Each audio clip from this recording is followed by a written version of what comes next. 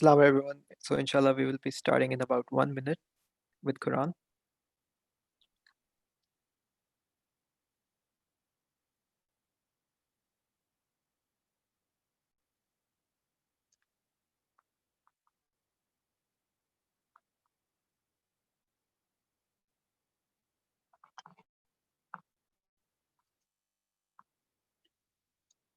Assalamu alaikum.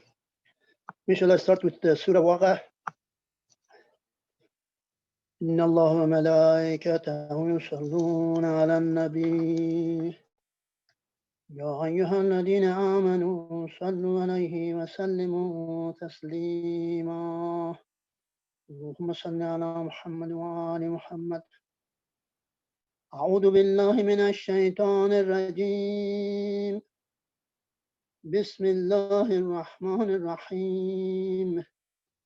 إذا وقعت الواقعة ليس لوقعتها كاذبة خافضة رافعة إذا رجت الأرض رجا وبست الجبال بسا فكانت هباء منبثا وكنتم أزواجا ثلاثة وأصحاب الميمنة ما أصحاب الميمنة وأصحاب المشأمة ما أصحاب المشأمة والسابقون السابقون أولئك المقربون في جنات النعيم ثلة من الأولين وقليل من الآخرين على سرور موضونة متكئين عليها متقابلين يطوف عليهم بلدان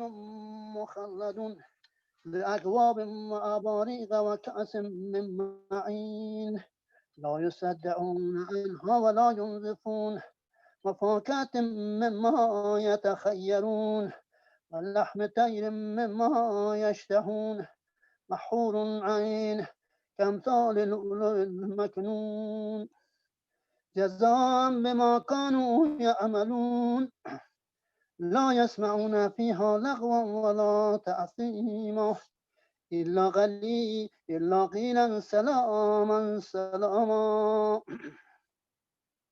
وأصحاب اليمين ما أصحاب اليمين في سدر مخضود وطلح منضود وظل ممدود وماء مسكوب وفاكهة كثيرة لا مقطوعة ولا ممنوعة وفرش مرفوعة إنا أنشأناهن إنشاء فجعلناهن أبكارا وعربا أترابا لأصحاب اليمين ثلة من الأولين وثلة من الآخرين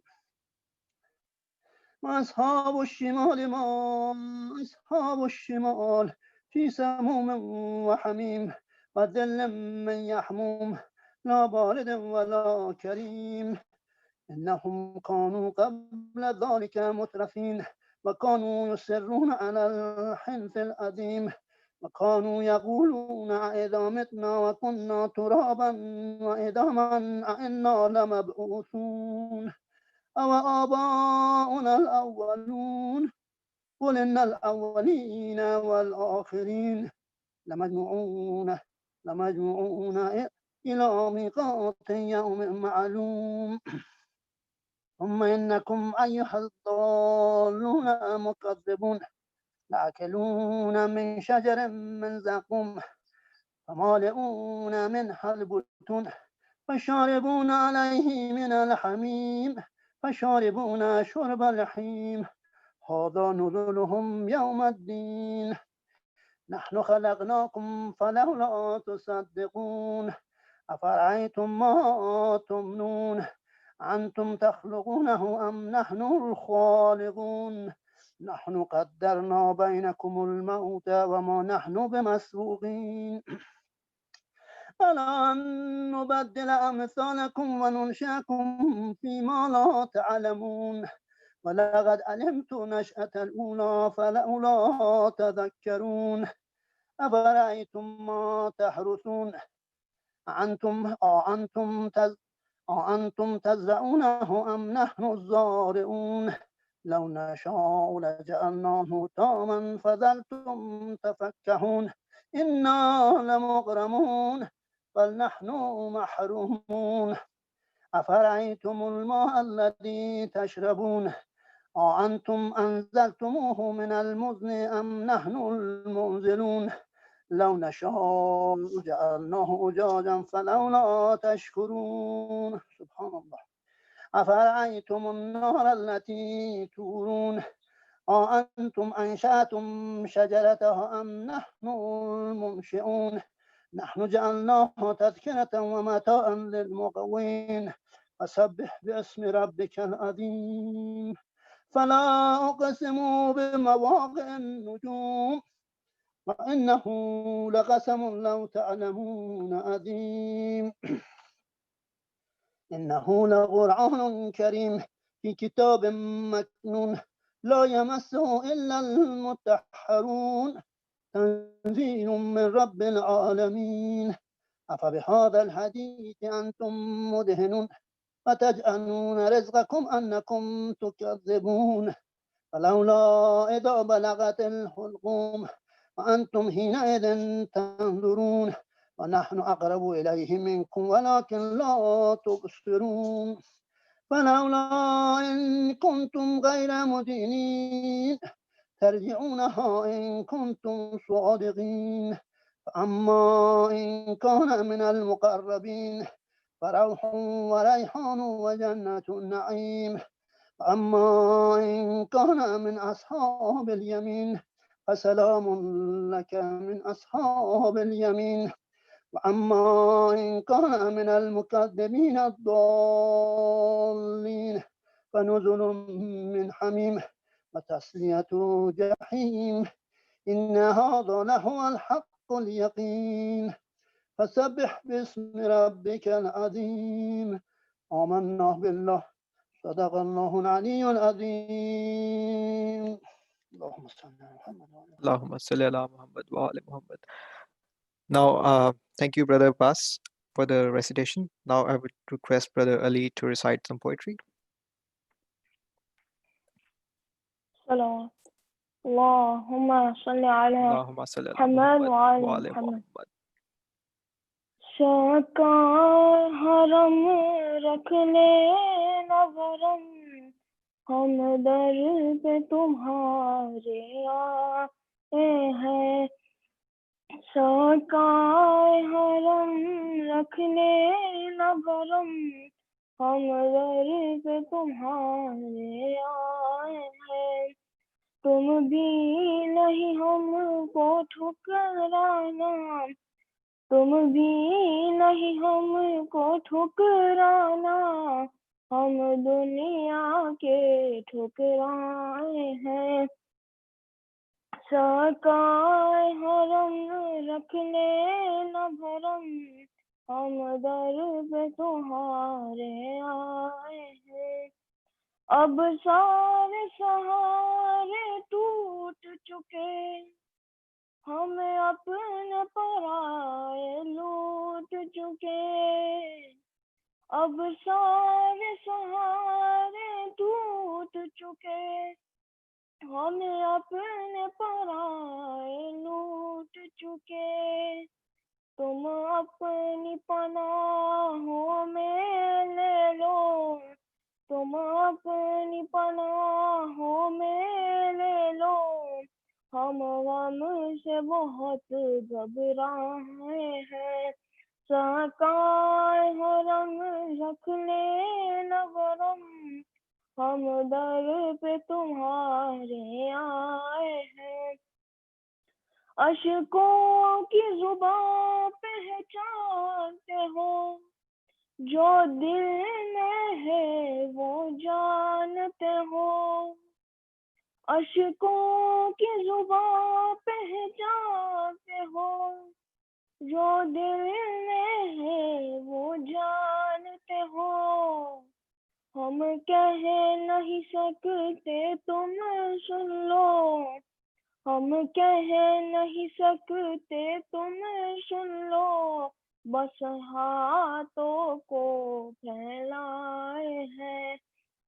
साकाए हरम रख ले न भरम, हम दर पे तुम्हारे आए हैं। मौला तुम बाबे हवाज हो, रोजे पे उन्हें भी बुलवा लो। मौला तुम बाबे हवाज हो, रोजे पे उन्हें भी बुलवा लो। गुर्बत के सबब जो आ न सके, गुर्बत के सबब जो आ न सके, हम उनके अरीज़े लाए हैं। साकाए हरम रखने न बरम, हम दर पे तुम्हारे आए हैं। खा खा के तमाचे रोती है, जिंदा की खाक पे सोती है। खा खा के तमाचे रोती है, जिंदा की खाक पे सोती है। बुझ जाए प्यास सकीना की, बुझ जाए प्यास सकीना की, हम आँख में आंसू लाए हैं। साकाए हरम रखने न बरम, हम दर पे तुम्हारे आए हैं। दरबार सखी आबाज का था, कुछ मांगना था लाजिम मांगा। दरबार सखी आबाज का था, कुछ मांगना था लाजिम मांगा। लेकिन ये हकीकत भी है कमर, लेकिन ये हकीकत भी है कमर, हम पुरसा देने आए हैं। साकाए हरम रख ले न बरम, हम दर पे तुम्हारे आए हैं। सल्लल्लाहु अल्लाहुम्मा सल्ली अला Allahumma salli ala Muhammad. Muhammad wa ala Muhammad. Thank you, Brother Ali, for the beautiful poetry recitation. So before we start, just a quick reminder that we will be having Nahar after the speech and Ziyarat, so feel free to stay on. And now I would like to invite Sheikh Mehdi to start the speech. Assalamu alaikum wa rahmatullahi wa barakatuh. Wa alaikum assalam. Let us please have a Surah Al-Fatiha for the deceased members of your families and of the community members and of all the shuhada. Bismillah ar-Rahman ar-Rahim. Alhamdulillahi Rabbil Alameen. Ar-Rahman ar-Rahim. Malik Yawm ad-Din. إياك نعبد وإياك نستعين اهدنا الصراط المستقيم صراط الذين أنعمت عليهم غير المغضوب عليهم ولا الضالين. بسم الله الرحمن الرحيم. قل هو الله أحد الله الصمد لم يلد ولم يولد ولم يكن له كفوا أحد.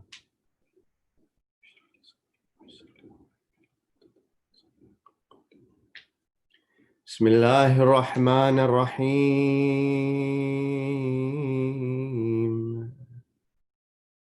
صلى الله عليك يا سيدي ويا مولاي يا رسول الله وعلى أهل بيتك المعصومين الأبرار الميامين المظلومين المضطهدين. السلام عليك وعلى ولدك المظلوم أبي عبد الله الحسين يا رحمة الله الواسعة ويا باب نجاة الأمة يا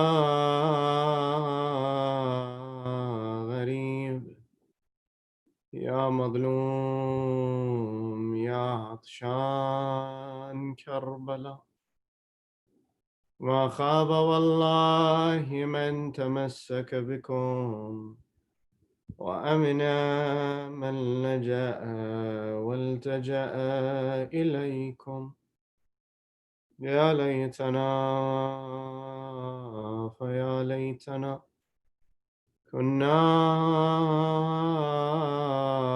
معكم سادتي فنفوز والله فوزا عظيما.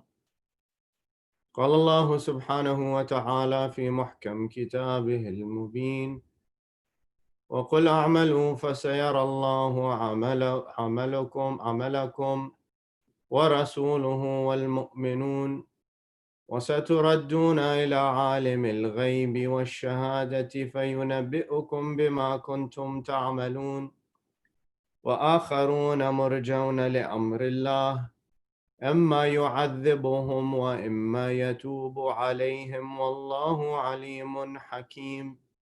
آمنا بالله صدق الله العلي العظيم.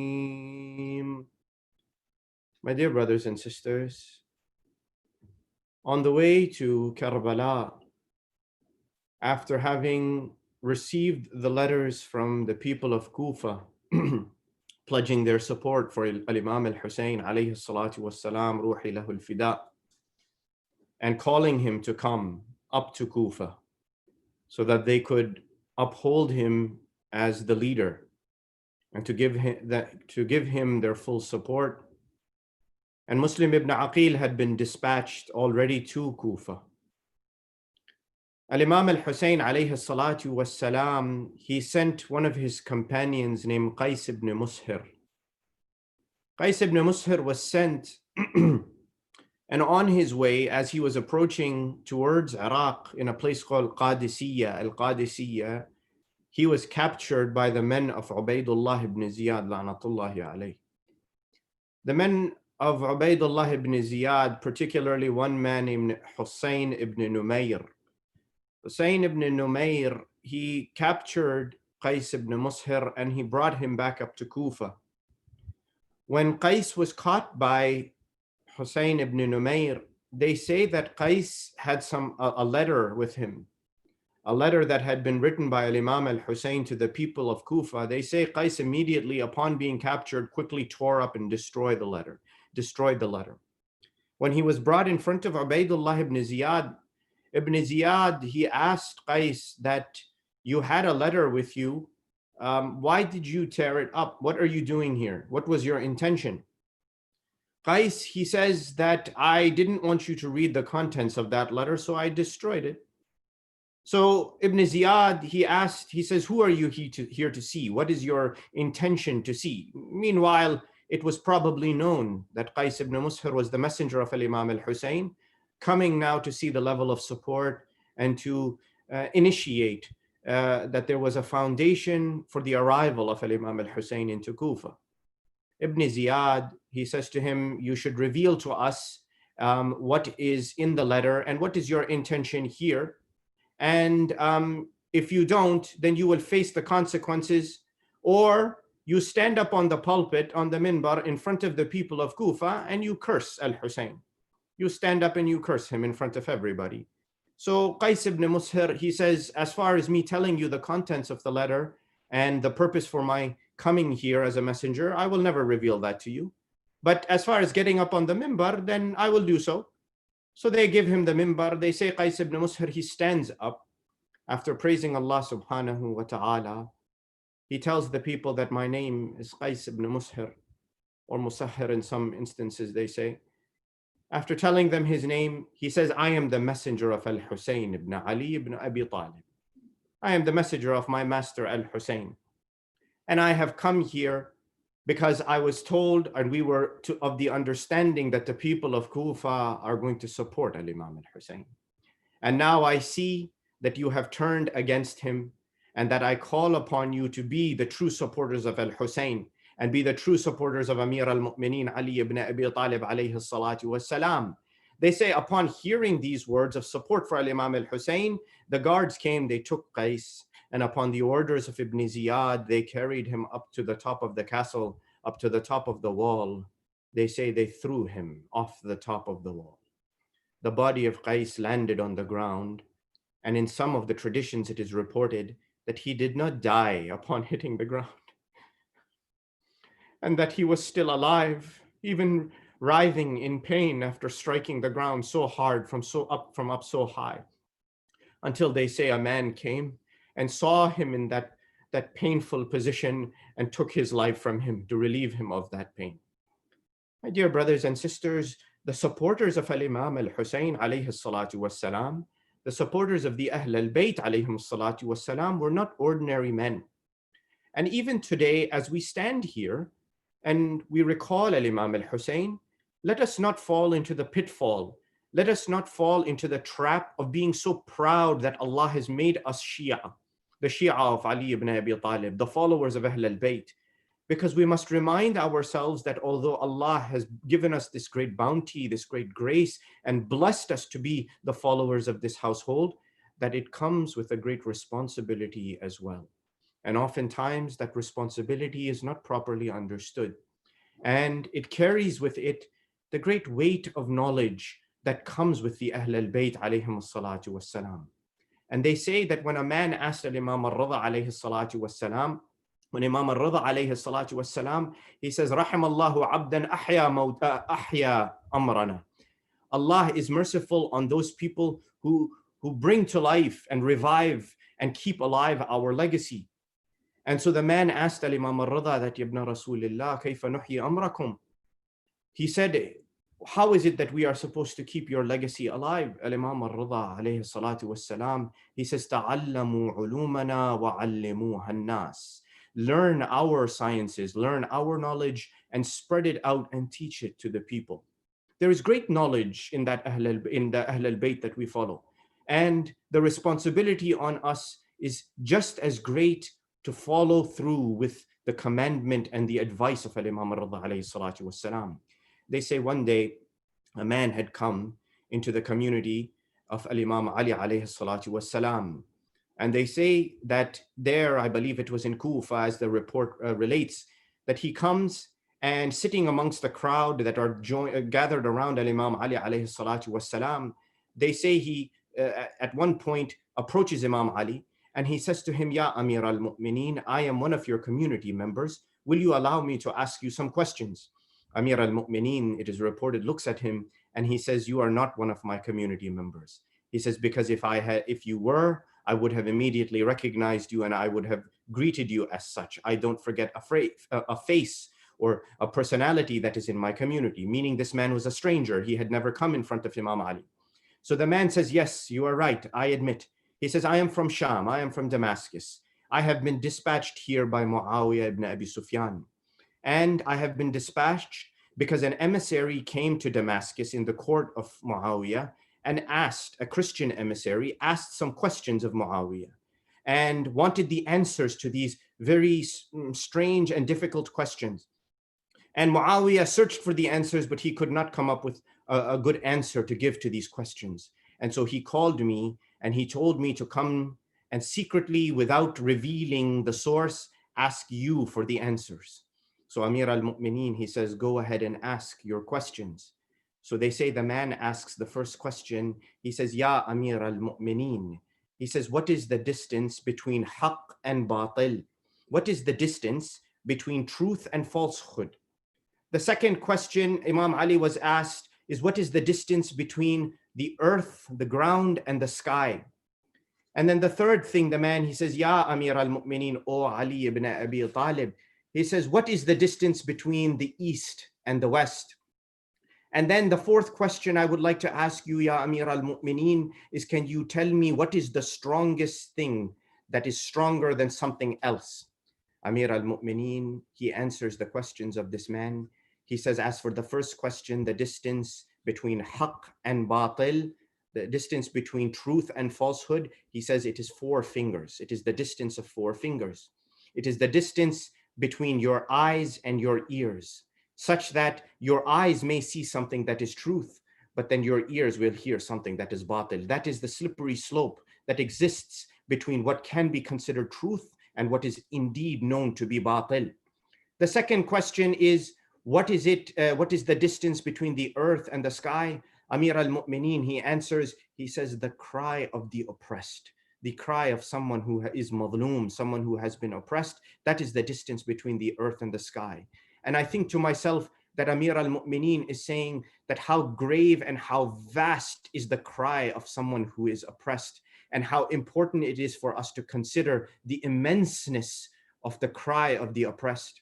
The third question Al-Imam Ali is asked by the man is, what is the distance between the east and the west? Amir al-Mu'mineen, he says, the distance between the east and the west is the period of one day, 1 24-hour day, as if to tell us that your life is so short that within the blink of an eye, even 24 hours is gone, and before you know it, weeks, months, years go by and your life is gone. As for the fourth question, that what is that is stronger, one thing stronger than the other? Amir al-Mu'mineen, he says the strongest thing is the rock. He says, however, stronger than the rock is the iron, because the iron is able to break the rock or the stone. He says, stronger than the iron is the fire that can melt the iron. He says, still stronger than the fire is the water that can put out and extinguish the fire. He says, stronger than the water is the cloud in the sky that carries the water and drops it down as rain. Amir al-Mu'mineen, he says, stronger than the cloud that is carrying the rain is the wind that is blowing the cloud from one place to another. Hundreds of miles are going and it is blowing that cloud full of the water. Amir al-Mu'mineen, he says, still stronger than that wind is the angel who has been assigned to control the wind.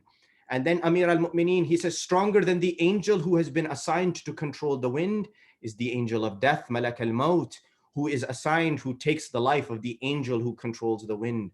And then he says, stronger than the angel of death is death itself, because eventually even the angel of death is going to be overtaken by death and will cease to exist. And then Amir al-Mu'mineen Ali ibn Abi Talib alayhi salatu wassalam, he says, stronger than the death itself is the command of Allah subhanahu wa ta'ala. The strongest thing is the command of God, because nothing can bend it, nothing can change it, nothing can alter it. Everything is subject to it completely and totally. My dear brothers and sisters, we have been talking about the command of Allah and how we can reconcile our lives. Saying these beautiful words to this man, the man is startled by the answer and amazed at the knowledge of Amir al-Mu'mineen Ali ibn Abi Talib. And hence we are in awe in the same way of our master, our leader, Amir al-Mu'mineen wa Imam al-Muttaqeen Ali ibn Abi Talib alayhi afdal as-salatu was-salam, that this knowledge should teach us how to better ourselves. And we've been talking over the last few nights about how any action that emanates from us must have something that it projects it outward. There must be something internal to us that causes that action to come out. Otherwise, a dry action is often meaningless and can have very little impact in the world around us. We said this about leadership, that when people assume the role of leadership and power, they become corrupted. However, people who have morality inside of them and are very keen and very observant and conscious of adhering to morality, they are the best of leaders. Same way goes for our emotions, that our emotions are a power for us. They are a means of motivation. They're a means of keeping alive something that is precious and dear to us, like the memory of our mother, the memory of our father, the memory of the good lessons that have come to us from our ancestors, and indeed the memory of Al-Imam Abi Abdullah al-Hussein, which is preserved by the emotion of those tears on the day of Ashura and every day of the year. All of those. But those emotions must arise from a place of understanding and knowledge and deep devotion to a path that we know. In the same way, my dear brothers and sisters, we must recognize that there is something inside of us that will propel us to act in the way of God. And the more we cultivate that inner sensibility, the more we will be able to act in the way of God. In one of the very poignant stories, you know, from Isa alayhi salatu wassalam, Ruh Allah, one of the great Nabi, great messengers, Sahib al-Kitab, Sahib al-Sharia, that he faced a lot of opposition and a lot of difficulty at the hands of the people who surrounded him. Nobody wanted to listen to him. Nobody wanted to pay attention to his lofty message. And yet, the Holy Quran describes that Allah subhanahu wa ta'ala was going to provide him with a support. And the holy verse of the Holy Quran that mentions to us the legacy of Isa, that when he was looking for support, when the people, the disbelievers were against him and causing him trouble, the Holy Quran describes in the ayah saying, فَلَمَّا أَحَسَّ عِيسَى مِنْهُمُ الْكُفْرِ فَلَمَّا أَحَسَّ فلما أحس عيسى منهم الكفر قال من أنصاري إلى الله. Isa alayhi salatu wassalam, when he noticed that these people are disbelievers, that they are causing him trouble, he turned to those around him and he said, Man ansariya ilallah, who are going to be my supporters in the cause of God? So now you hear the answer, قال الحواريون نحن أنصار الله. The disciples, the Hawariyun, they answered, they said, we are the supporters of God. Now, the beauty of this is that the question of Isa alayhi salatu wassalam was that who will be my supporters in the way of God? And the answer of the Hawariyun, the disciples of Isa alayhi salatu wassalam, is not that we will support you, O Isa. They said, we will support God. We will stand up for God's code. The specificity of the Quran and the devotion of these disciples who then said, Nahnu Ansarullah, we will be the ones who stand up and champion God's way. And they say, Amanna billah, washhad bi'anna muslimun. Now the beauty of this verse is that they said, we believe in God and bear witness that we are of the Muslimun. We are of the people who submit. Now of these people, the holy traditions suggest that the Hawariyun numbered 12. And this number 12 is a very interesting number, not only in the Holy Quran, but biblically as well, and in the Old Testament and in the Torah as well. That if you look at the research and you look at those people who are scholars of the Injil and of the Torah, the number 12, it often signifies divine legislation.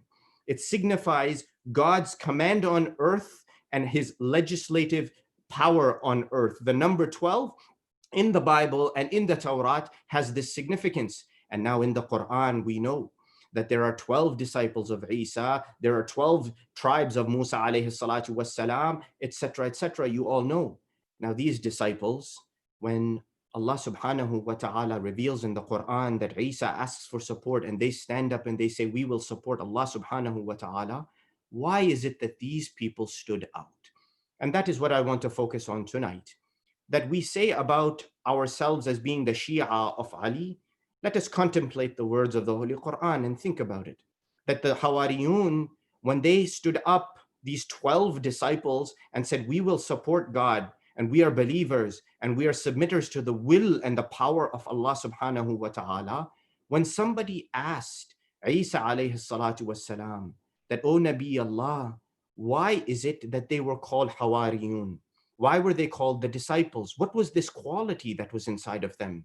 Isa alayhi salatu wassalam, he said, because when someone looked at their faces, they were reminded of Allah subhanahu wa ta'ala. They were pious. They were ascetic people who had given up this world like Isa alayhi salatu wassalam. They say once, Isa alayhi salam, he used to like to teach them a lot of lessons. These 12 disciples would stay in his company, and Isa alayhi salam would teach them different lessons about religion, about God, about akhlaq, about ethics, about morality. One day they went on a journey together, the 12 disciples and Isa alayhi salam. And they reached a place where they had stopped to eat, and there was some water, a pond or a lake nearby there, some water was nearby. And the report says that all of them took out their pouches with which they had brought their food and their rations, and they began to eat. Isa alayhi salatu wasalam, he only had one dry piece of bread. He took it, He tore it up into pieces. He didn't eat it. He threw it into the water so that the fish and the animals could eat it. When the Hawariyun, the disciples, saw this, they said, "Oh, Nabi Allah, oh Isa, you had this only one piece of bread and it is your only ration. We have started eating. Why did you take it and break it up and throw it into the water?" Isa alayhi salam, he says, "Because I wanted to teach you the quality of self-sacrifice. That self-sacrifice comes when this is your only valuable thing. It's your only resource. It's what's only available to you and nothing else is available to you. You have nothing else to hang on to, yet you consider the needs of something or someone else and you give it up to them and you act in a way by which you trust in God." It was such a great lesson. And he would sit with them and talk to them. And one day, they say he was sitting with the Hawariyun and he said, "Let me tell you something." They were all listening to him. He said, "Allah has given me the ability and this miracle, and by his permission, I cured the blind. And by Allah's permission, I healed the leper. And by Allah's permission, I raised the dead and the dead had life. And by Allah's permission, I blew into the clay formation and it became a bird." But he said, "Do you know what? There is one thing I cannot cure. There is one thing I cannot cure," that Isa alayhi salam was telling the disciples, and the disciples asked that, "Ya Ruh Allah, O Nabi Allah Isa, what is the one thing that you cannot cure?" Isa alayhi salatu was salam, he says, "I cannot cure the fool, somebody who is a fool." The disciples asked that, "Oh Isa, who is the fool? Tell us, what is the nature of the fool? What is the characteristics of the fool?" Isa alayhi salatu was salam, he says, "The fool is the one who is arrogant and considers himself to be better than everyone else. He considers what others should be doing for him and not what he should be doing from others. The fool is the one who is concerned about the fulfillment of his own rights and not about the fulfillment of the rights of other people. There is no cure for such a person." Giving this lesson, Isa alayhi salatu wassalam continued to teach. And my dear brothers and sisters, this legacy of teaching the true followers of the Nabi, it passed down into generations. It went down and it came even into the time of Rasulullah sallallahu alayhi wa alihi wasallam. We know, and you all know this, that when the refugees, the asylees left Mecca with Ja'far at-Tayyar and went to the Habasha, to Ethiopia, the king of Ethiopia was a Christian, a follower of Jesus Christ, follower of Sayyidah Maryam alayha salam. And that when Ja'far at-Tayyar arrived there with the asylees, about 80 of them, the kuffar of Quraysh had already come.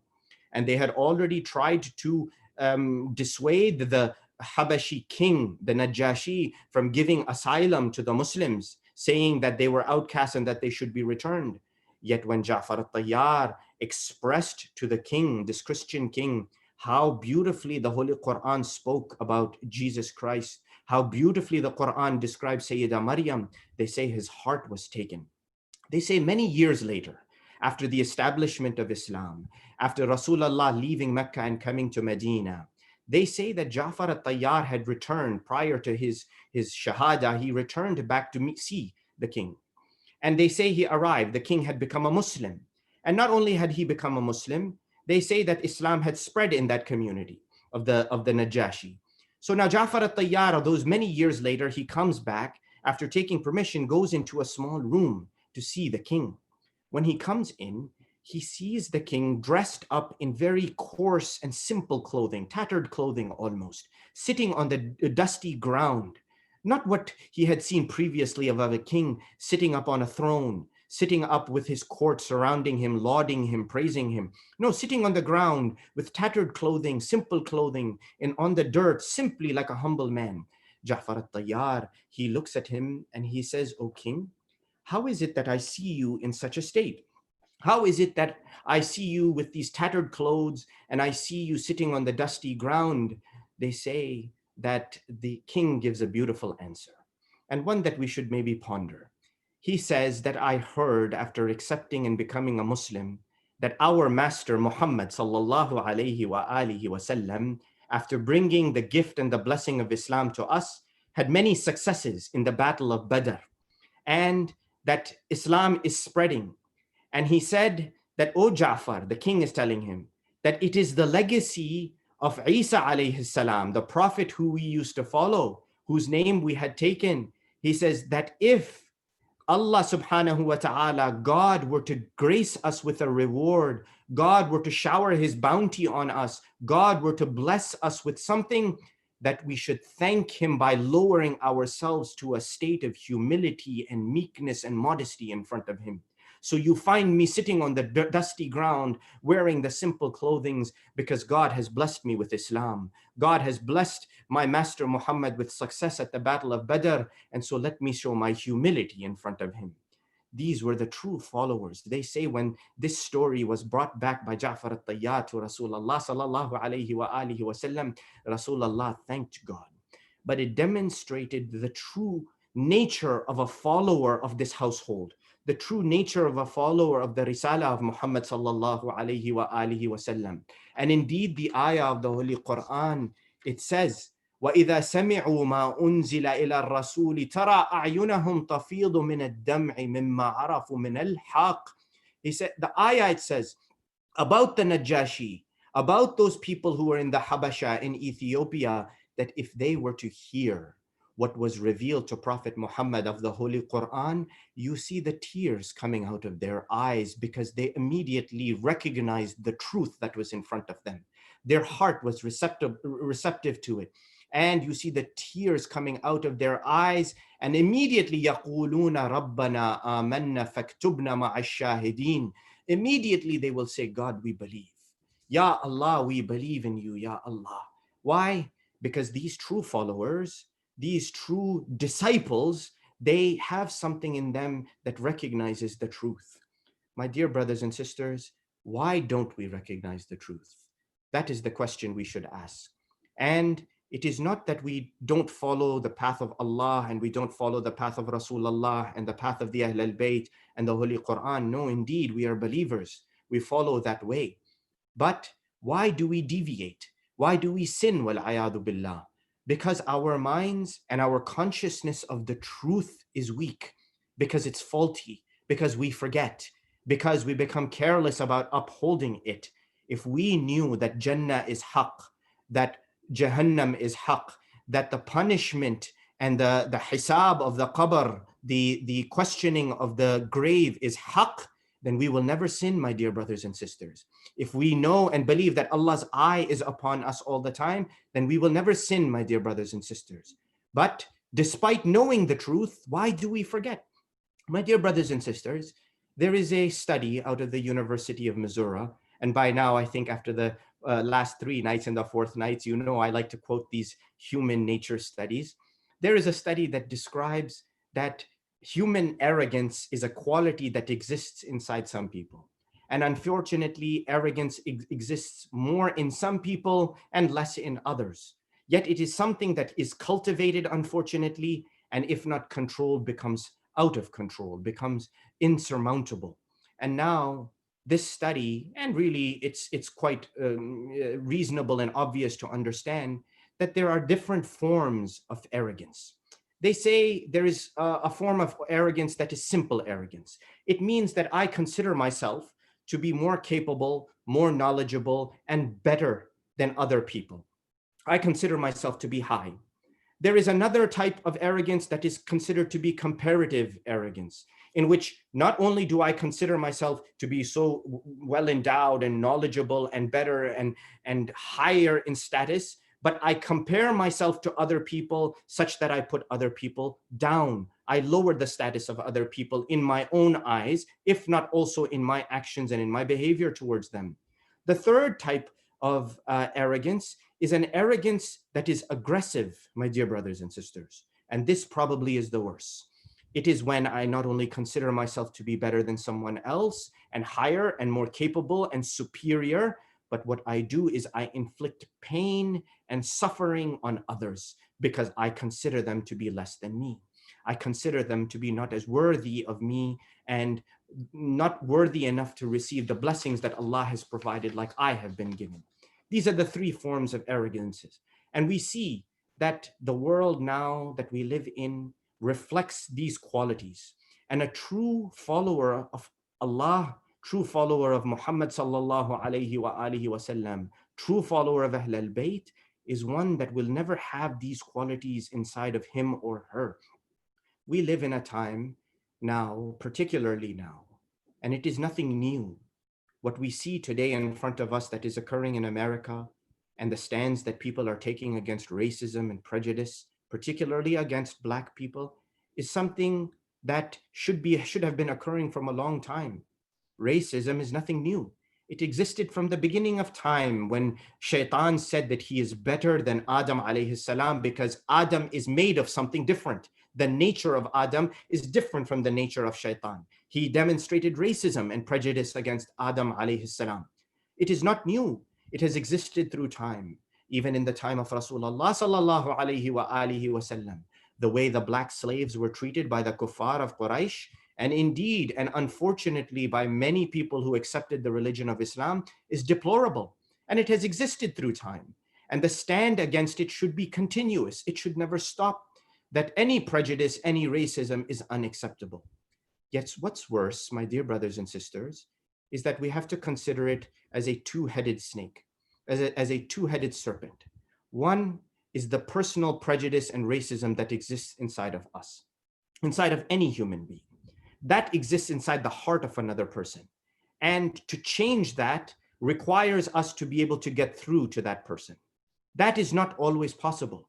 It's not always possible to change the heart of another human being, the viewpoints of another human being. They may hold on to that prejudice for the rest of their lives.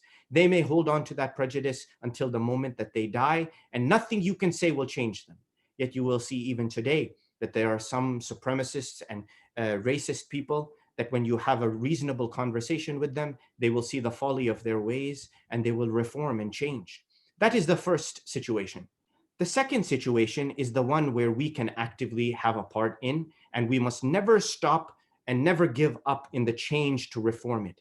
And that is institutionalized racism or institutionalized marginalization of one group of people.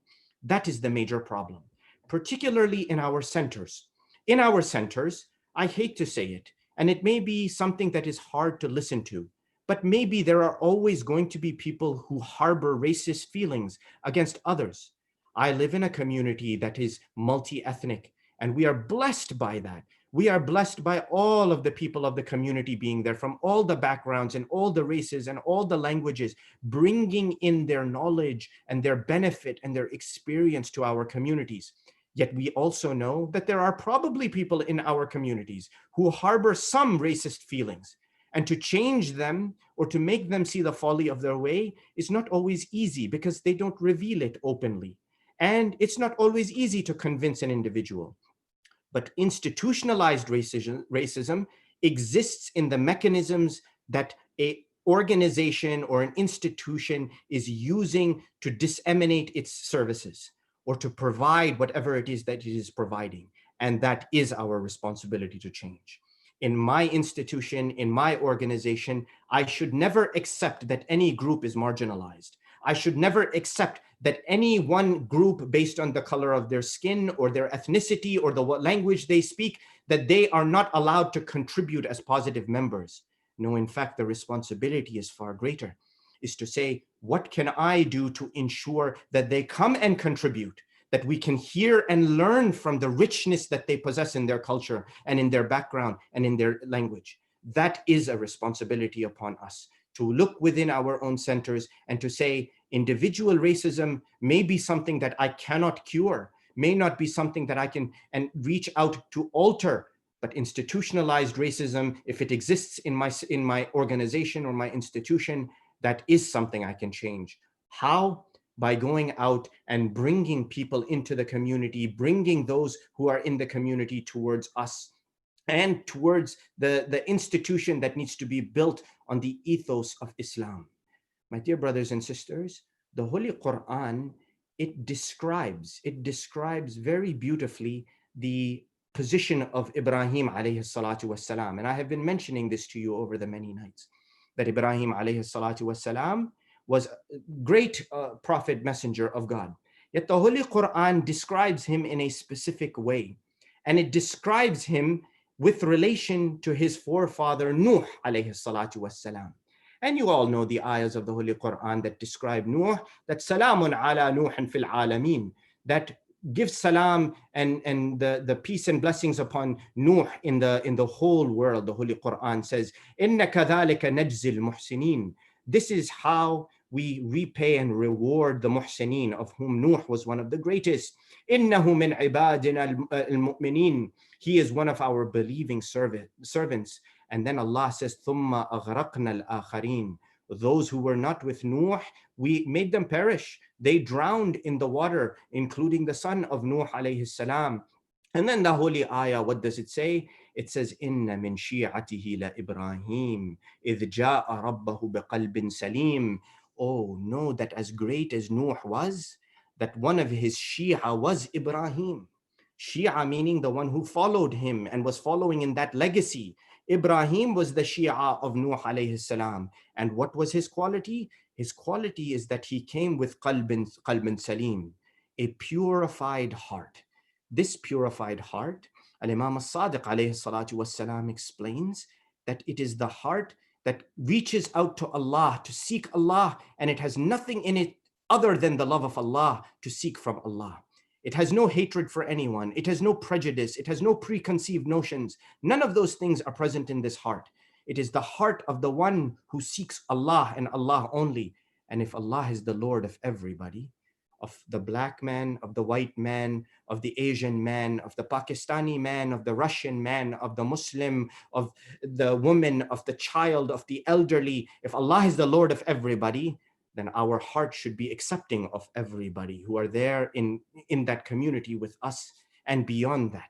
And we see that this is the legacy of the Ahl al-Bayt alayhim salatu wassalam, that Rasulullah sallallahu alayhi wa alihi wasallam, in his time, if the mu'jiza of Isa alayhi salam was to bring the dead to life, was to heal the leper and to heal the blind, then what was the mu'jiza? What was the miracle of Rasulullah? It is the Holy Quran that is still with us today. And how appropriate, because the Arabs of the Hijaz of that period, of that time, they prided themselves on their Arabic language, on the poetry and the great diction that existed in the Arabic language. And so now the Holy Quran comes eloquent and high in its language, unmatched. And the challenge of Allah that come with one ayah even that is like the ayahs of this Holy Quran, and they could not match it. And today it remains unchanged and unblemished completely.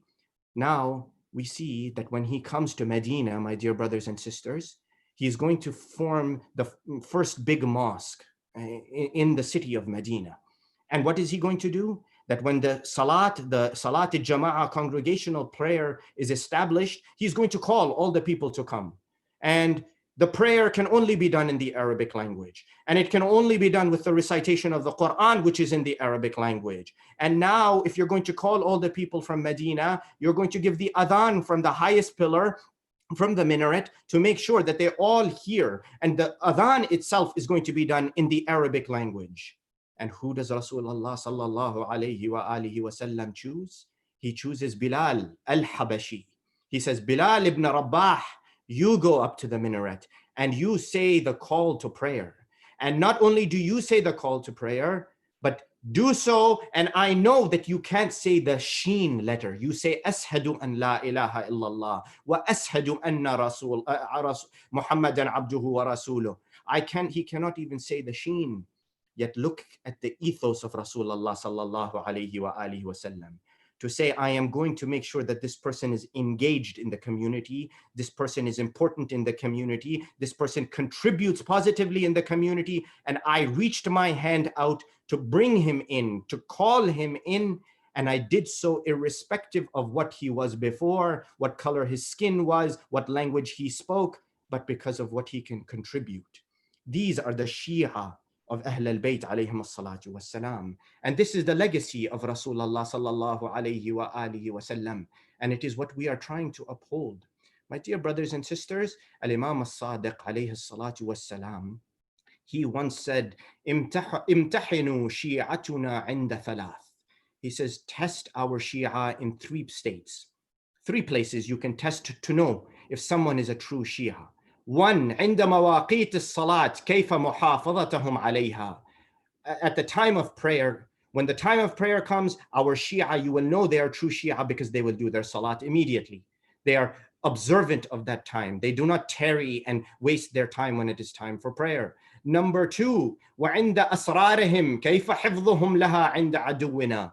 And as for the things that are sacred to them, the secrets that are sacred to them, when the enemy comes and presses them and pressures them, they don't fall and give up their secrets. They don't sacrifice what they have believed in and compromise it to take the easy road.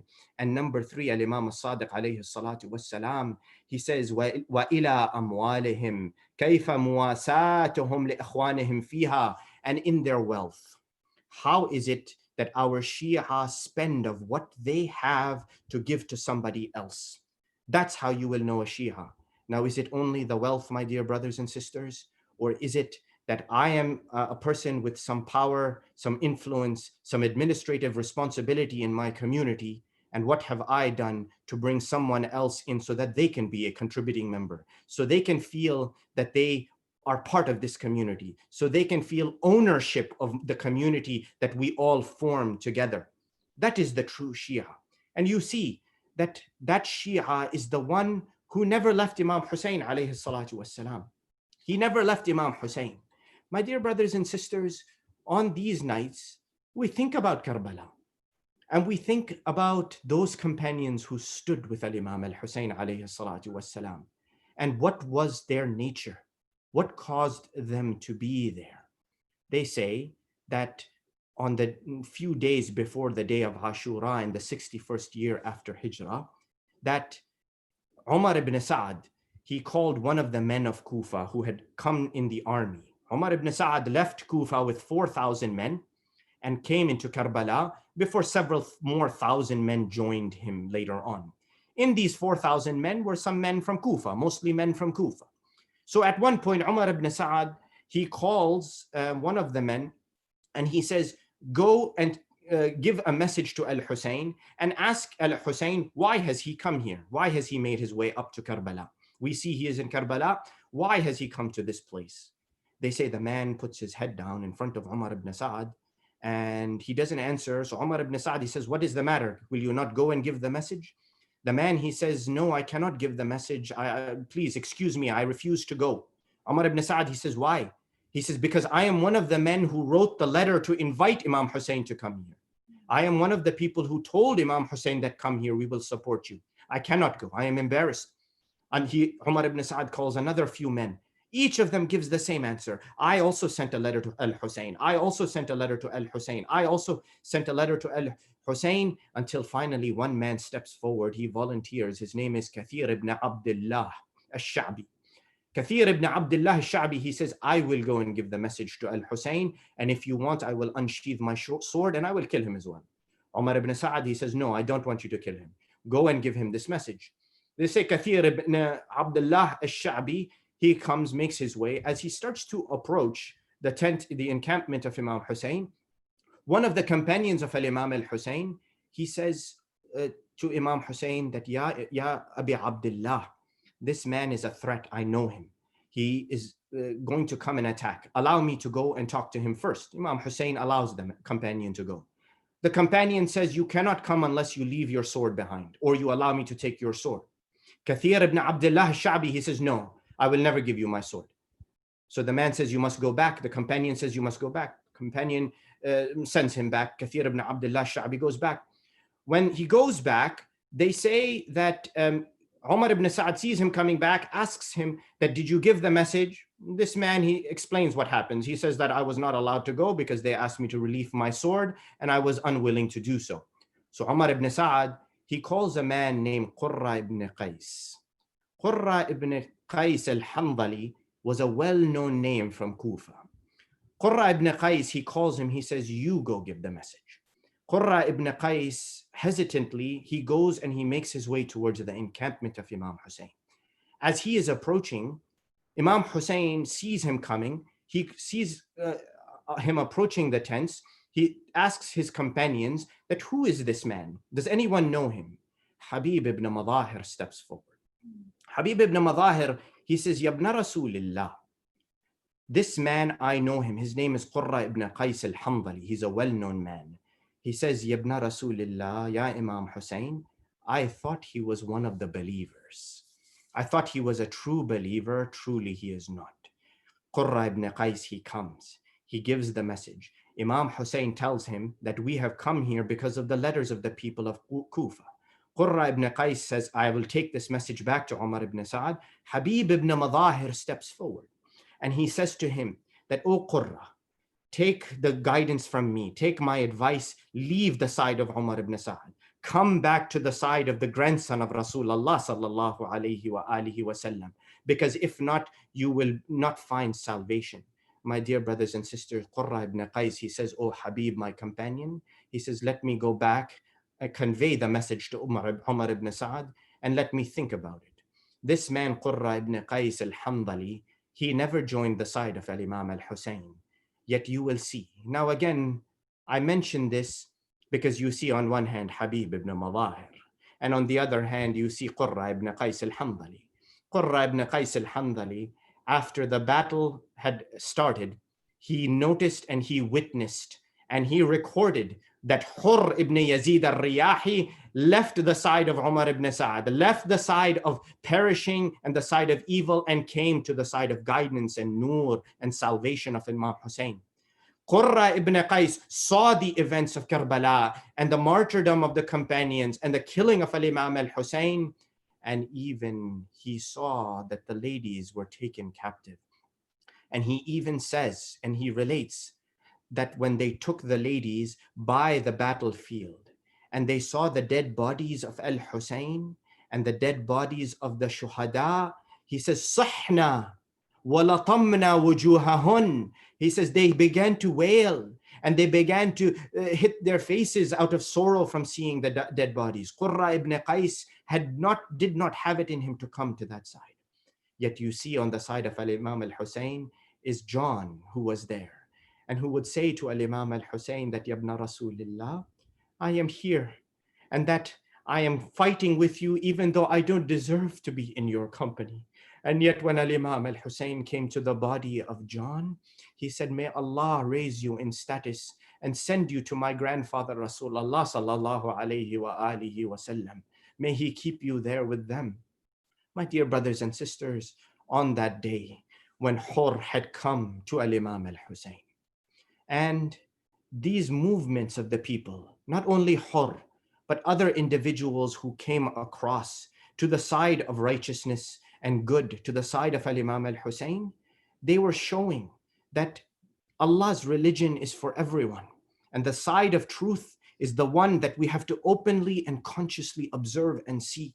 And that the battlefield that was there was the side of truth against the side of falsehood.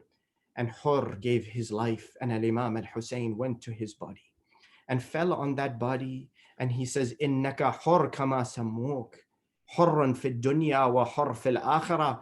Oh Hurr, you are truly free like they gave you the name Hurr. You are free in the life of this world and free in the next life. He says, you are my guest, Ya Hurr, and I could not even give you a drink of water to quench the thirst that is in you. Al-Imam al-Hussein alayhi salatu wassalam, he gathered his companions. And on the night of Ashura, he said to them that I have gathered you all here. Listen to me what I am going to say. He said to them, إني لا أعلم أصحابا أوفى ولا خيرا من أصحابي. I don't know any companions more trustworthy, more fulfilling of their word and loyal, and better than the companions that I have. فجزاكم الله جميعا عني خيرا. May Allah reward you on behalf of what you have done for me, the best of reward. ألا وإني لأظن يومنا من هؤلاء غدا. Tomorrow is an inevitable day that is coming to us. We will face them on the battlefield. ألا وإني قد أذنت لكم جميعا فانطلقوا في حل ليس عليكم فيه حرج. I give you permission, my companions. Leave from here and go away. I give you permission to go away. خلوني دعوني وهؤلاء القوم فإنهم لا يريدون غيري. Our beloved Imam, our Mazloom Imam, he said, let me be with these enemy. They don't want to spill anyone's blood but my blood. They don't want anything with you. Go, I have freed you. One by one, every companion stood up and said that, Ya Aba Abdullah, we will not leave your side. Zuhair ibn al-Qaym, Muslim ibn Awsaja, Burair, all of the companions, they one by one pledged their allegiance, saying over and over that we will not leave you. In the same way, brothers and sisters, physically we are not there with Imam Hussein, but our hearts are with Al-Imam al-Hussein. We will never leave Al-Imam al-Hussein. The day of Ashura, it arrives. One by one, the enemy begins to attack. The companions of of Imam Hussein begin to fight off the enemy. They say one of the great companions, his name is Umr ibn Qurada. Umr ibn Qurada fights the enemy soldiers. But they say when the arrows begin to rain down upon the encampment of Imam al-Hussein, Umr ibn Qurada shields the body of Imam al-Hussein, does not allow the arrows to reach Imam al-Hussein. If Imam Hussein moved to the right, Umr ibn Qurada would move to the right to shield him. If Imam Hussein shifted to the left, Umr ibn Qurada shifted to the left, taking the arrows upon his chest until finally he fell. And he said to Imam al-Hussein, Sayyidi, my master, Ya Hussein, have I fulfilled what I was supposed to fulfill? Have I been loyal? Imam Hussein wept and cried. He says, indeed you have, my grandfather, Rasulullah. You are going to be meeting him shortly. Tell my grandfather that Al-Hussein is following, he is coming behind. In this way now the army of Imam al-Hussein, the soldiers, the loyal companions, went out to face the enemy. They say Muslim ibn Awsaja, one of the most oldest members of the army, he fought the enemy soldiers on one of the sides. They say because of all of the fighting and the battle, the dust had spread up into the sky. Finally, when the dust had settled and the sky was clear, they say that a Muslim ibn Awsaja was lying on the ground. A spear was lodged in his chest. Al-Imam al-Hussein raced out to the battlefield, raced out to the body of Muslim ibn Awsaja. Habib ibn Madahir went with him, came to the body of Muslim ibn Awsaja. Habib ibn Madahir, he said to him, O Muslim, take the good news of the Jannah. And if I knew that I wasn't following you very, very soon, I would take your last will and testament so you can tell me what you would like me to do. Muslim ibn Awsaja, he says, Awsika bihada. I give you the testimony of him pointing to Al-Imam al-Hussein, and tamut dun al-Hussein, that you ensure that you die protecting al-Hussein. That is my last will and testimony to you, Ya Habib. Al-Imam al-Hussein, he began to weep and cry on the body of Muslim ibn Awsaja. And he recited the verse of the ayah, فَمِنْهُمْ مَنْ قَضَى نَحْبَهُ وَمِنْهُمْ مَنْ يَنْتَظِرُ وَمَا بَدَّلُوا تَبْدِيلًا. Some have already gone and been martyred. Some are still waiting. And we are all following. وَنَحْنُ فِي الْأَثَارِ. We are all following. My brothers and sisters, Imam Hussein carried everybody on his back. Some may say that why did Al-Hussein as the leader not go out in the front and die himself? No, it was even harder for our master to carry the dead bodies on his chest back to the encampment, to watch as his companions gave their lives, to watch and to carry them one by one back. Zuhair ibn al-Qayn went out and gave his life, challenging the enemy soldiers. Imam Hussein carried him back. Burair went out to the field. Imam Hussein carried him back one by one. Then finally it is related that his friend and dear companion Habib ibn Madahir, the one who was saying salam upon the daughters of Rasulullah, went out to the battlefield. They say he fought and vanquished many of the enemy soldiers, until finally they say he fell from the horse. They say Hussein ibn Numayr at-Tamimi, he came and he struck Habib ibn Madahir on the head. Habib ibn Madahir, after being struck on the head, fell to the ground and now could not get up to defend himself. Another enemy soldier came from the side, lifted up his sword and severed the head of Habib ibn Madahir. Brothers and sisters, however, it is said that at the end of the battle, after the events of Ashura, the head of Habib ibn Madahir was taken and tied with a rope. It is reported one of the enemy soldiers tied that same rope to the end of his horse, to his reins, and dragged the head of Habib ibn Madahir in the sand and dragged it all the way back to Kufa. When the soldier entered into Kufa after the events of Karbala, all the people saw the soldiers coming, saw this one soldier entering in. They began to run away from this one soldier, this soldier who is dragging the head of Habib ibn Madahir in the sand. Everyone ran away from him. One little boy is chasing after this soldier, running behind the horse as fast as his legs will carry him. The soldier turned around, saw this little boy running after him. He says, Ya bunay, my son, why are you following me? The little boy, he says, La shay, there's nothing, there's nothing. All the while, the eyes of this little boy are not moving from the head that is being dragged in the sand. Finally, the soldier stopped. He turns around and he says to the boy, tell me, my son, why are you following me and looking at this head? The young boy looks at the soldier and he says, هذا رأس والدي حبيب ابن Mazahir. This is the head of my father, Habib ibn Madahir. أفتعطني لكي يدفنه? Will you not give me the head of my father so I can bury him in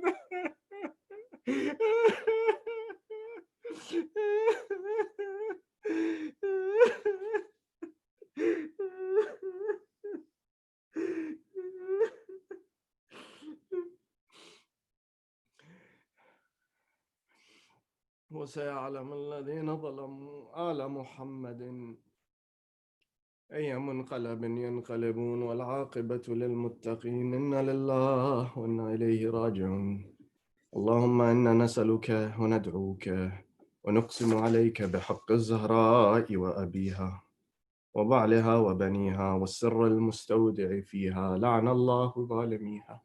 اللهم شافي كل مريض، اللهم رد كل غريب، اللهم فك كل أسير، اللهم غير سوء حالنا بحسن حالك يا كريم.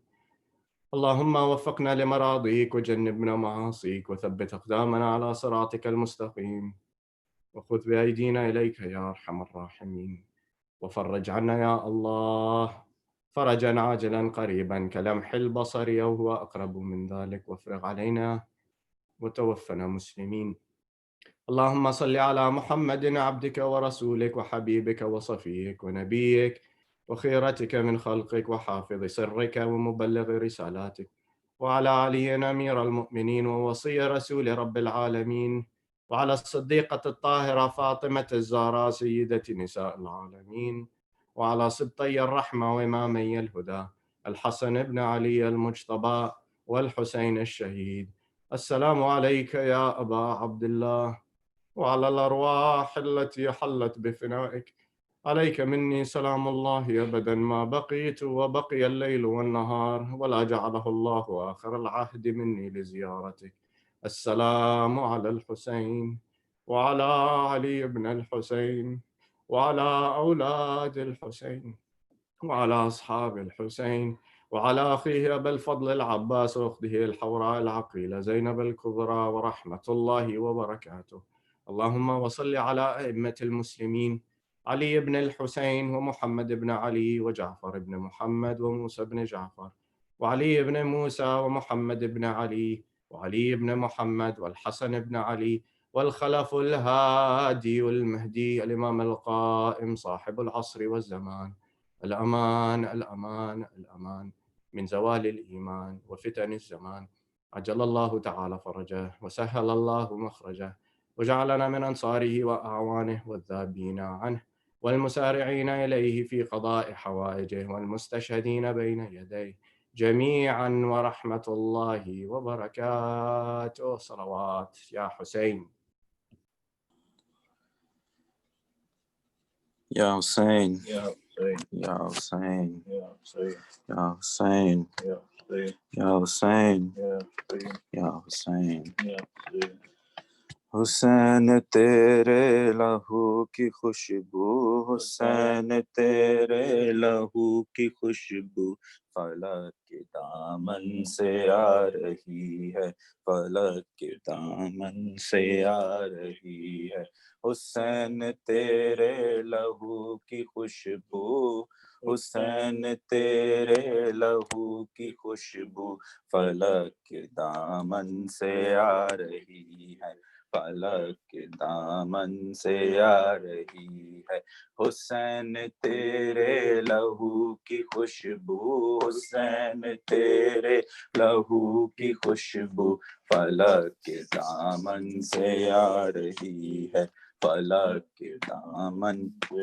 آ رہی ہے حسین تیرے لہو کی خوشبو فلک کے دامن سے آ رہی ہے فلک کے دامن سے آ رہی ہے یہ خون ناحق چھپے گا کیوں کر یہ خون ناحق چھپے گا کیوں کر جس سے یہ دنیا چھپا رہی ہے جس سے یہ دنیا چھپا رہی ہے حسین تیرے لہو کی خوشبو حسین تیرے لہو کی خوشبو فلک کے دامن سے آ رہی ہے فلک کے دامن سے آ رہی ہے یہ صبر تیرا یہ تیری عبادت وہ راہ حق میں تیری شہادت وہ راہ حق میں تیری شہادت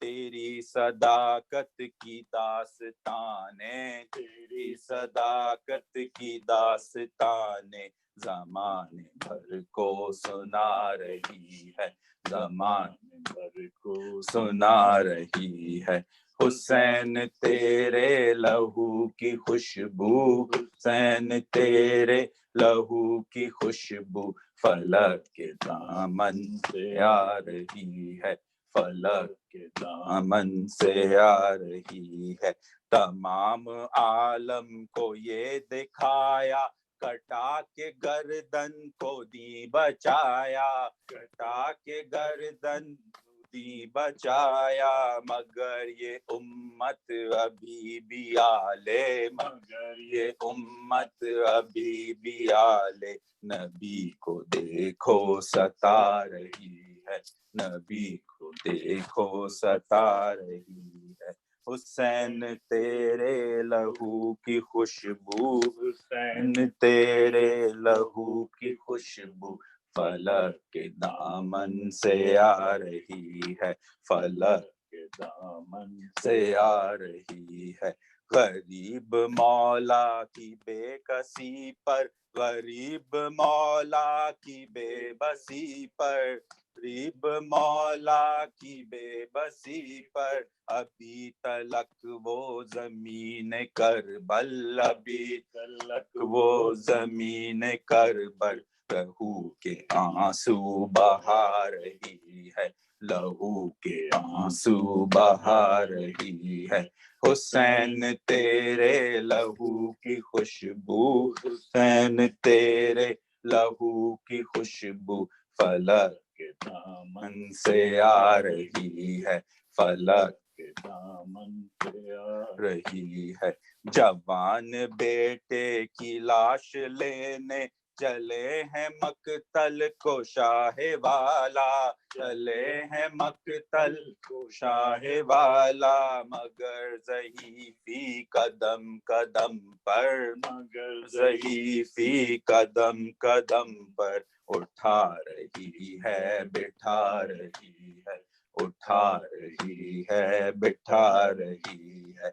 हुसैन तेरे लहू की खुशबू, हुसैन तेरे लहू की खुशबू, फलक के दामन से आ रही है, फलक के दामन से आ रही है। या हुसैन, या हुसैन, या हुसैन, या हुसैन।